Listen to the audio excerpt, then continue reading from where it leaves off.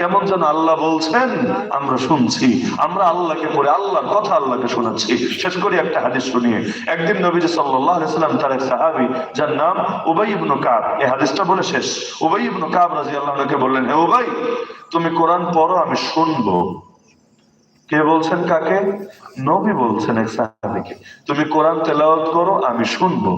উবাই রাদিয়াল্লাহু আনহু পড়ো আবার, ইয়া রাসূলুল্লাহ কি বলছেন এটা?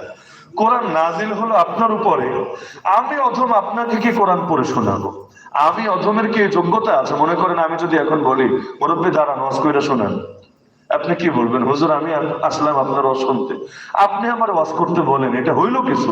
মানে জিনিসটা একটু সংকোচ লাগবে না? তো নবী বলছেন তুমি কোরআন তেলাওয়াত করো, আমি শুনবো। ওই বলছি ইয়া রাসূলুল্লাহ বলেন কি এটা? কোরআন নাজিল হলো আপনার উপর, আমি পড়ে শোনাবো? আল্লাহ রাসূল বলেন, আরে উবাই নিজের থেকে বলছি না, হাকাযা আমারানি রব্বি, আমার রব আল্লাহ আমাকে আদেশ দিয়েছেন আমি যাতে তোমাকে বলি পড়তে আর তুমি পড়বা, আমি যাতে সেটা শুনি মনোযোগ দিয়ে। উবাই চমকে উঠে বললেন, ইয়া রাসূলুল্লাহ কি বলছেন? আওয়া সাম্মানি রব্বি, আমার রব আমার নাম নিয়েছেন, আমার রব এই পাপীকে স্মরণ করেছেন। আল্লাহ নবী বলেন, হ্যাঁ উবাই, আল্লাহ তোমার নাম দিয়ে আমাকে বলেছেন।